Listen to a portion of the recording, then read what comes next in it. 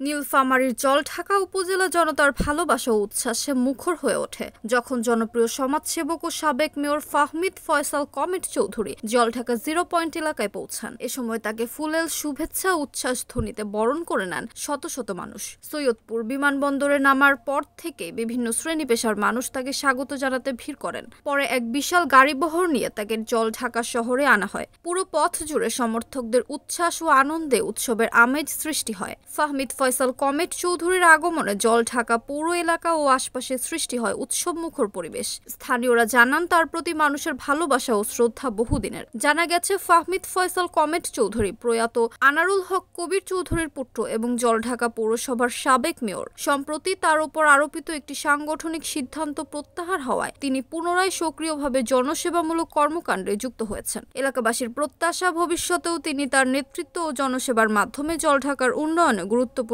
ভূমিকা পালন করবেন। Omar Faruk, NAN TV, Nilphamari.